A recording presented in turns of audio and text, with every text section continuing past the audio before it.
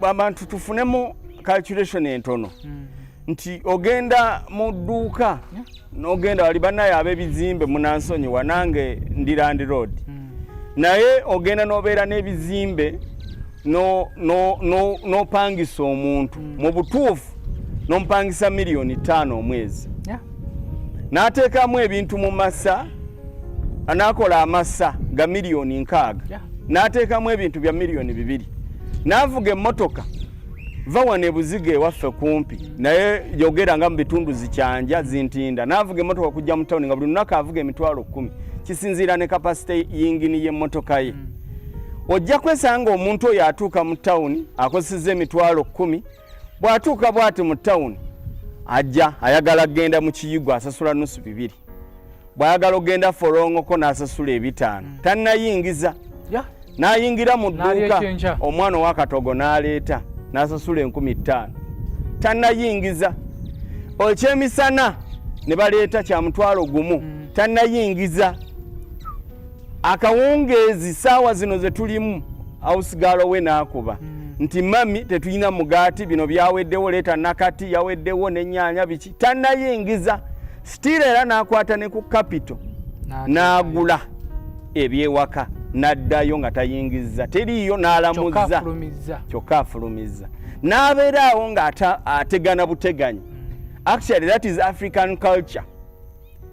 We thought that we are working yet we are laboring. Majority of people alemera mu kintu n'agamba munaye enkola naye ng'otegana buteganyi tofumiitiriza naye lw'olikeera ku makya n'otuula n'ofumiitiriza n'ogamba mu butuufu nkoze ebbanga ddene naye nnyingiza ki ojja kweraba ng'obadde otegana buteganyi emyaka gyo gyonna. So kati omuntu oyo agenda okudda ewaka Land Road ng'akuba essimu timuna emyezi 6 wakatambulako 2 njagadde okulaga okutegeeza tatundangayo yadde essaati naye kwegamba naye kakati ente bw'ogula ente 5 ne zikamibwa lita 10 olunaku tugeze oyingize $5,000 zibeera mu alaali ng'enjogera y'abavubuka tobaako tobeerako ki kati bw'ogenda okwebalansinga ewiiki ng'oli $25,000 ogenda okwebalansinga omwezi ng'olunsi oli mu kakadde nkuwa ekyokulabirako simple logic kati akakadde obeera okalabako ate okusinga ono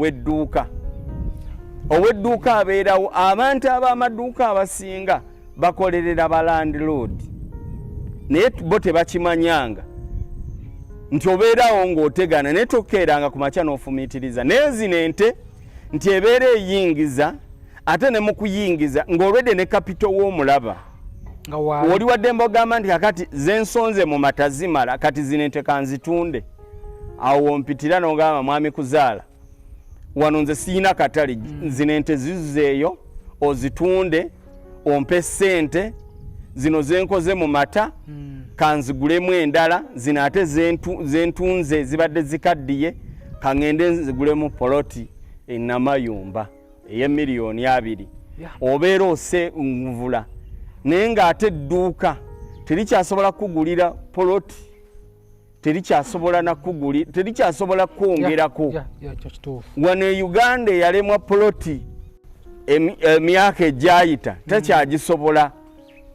olw'ensonga twalina obuyambi bungi nnyo mu bazungu kati tuyimiriddewo ku lwaffe sente gavumenti zeetujjamu ez'emisolo zeetuzaamu ne zituyamba so eggwanga tuli independent kati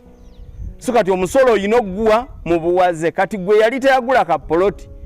biri president yali atukwasa ekyejo nga batujjako misolo gya mutwe gino emirala nga tulya naye kati tuweera ddala emisolo kati bw'ogattako emisolo n'akaduuka k'olina ogenda kukamaliriza mu nsi eno ng'otegana buteganyi so okulunda lyekkubo ge magezi nze sikugamba ali eyo nti nkugamba ojja ogule ewange oba lwakuba nkugambye nti nkuyita ojja ogule ewange naye kiteeke mu bwongo ofumiitirize sente z'okozesa obudde bw'oteekamu n'ebbanga ly'omaze ng'okola ne by'ofunyeemu then otryingeko ku bulunzi. Ayina amatu awulire gwe nawe nnaali eyo programu eno giyizeemu ki tuwulirize nnyo tupiikimu ebitugasa ebitatugasa tubireke abalunzi gonna wenna nga bala programu yaffe yasooka n'osalawo okuyingira obulunzi tweyanzizza nnyo tusiko tulidde banoonya kukola omu ne mutuweera obujulizi era ntumiddeko omukulu yankulirako ku ssimu gye buvuddeko awo nga neebaza nga weebala okutuleetera programu eyo omukulu yanneebaza yaŋŋamba nti otuleetedde nnyo programu z'ebizibu naye kasi watuleetedde eyo ate soko tulaba nti otandise okusenvulasenvula naŋŋamba sikuta era nti nina okwekwatako nange gye bujja nja kukolayo faamu ninayo kapuloti kange katano mu 10 so kakati mpozi n'ekirala abantu abali ku free range bettanira ekintu kya paddocks mu mataka gaabwe nti paddocks ziyamba agriculture gyeraga oba farming gyeraga tugenda kubeera nga tetukyalinda nti enkuba etonye paddock gyosibye bwoti ofuna ab'amazzi ne bagifukirira oyisaamu pipe kati eno gyobadde ente gye zibadde zigenda okudda eno ng'eneemeze ng'ozikyusa ng'okyusa bukyusa so kakati twaligize kuba kati system we yajjira luli twate tuwetekengera amafuta ate munnaye kati ziziri sola ze zikuba amazzi ne gazambusa wano mu ttanka kati kitegeeza nti tokyateekamu ssente zigula amafuta sola byonna ebikola kati jja kusobola n'okubeera ng'ete oteeka pipe mu ziri paddocks ze wasiba obeere ng'omuddo tegukuggwako abali ku free range bonna gye bali bamanyi okugamba nti kakati nze omuddo bwe guba gumbuze nedda omuddo kati gukubula mu Uganda nga gwe tokyagala oba nga tolina busobozi naye obeera n'obusobozi efaamu egisiba paddocks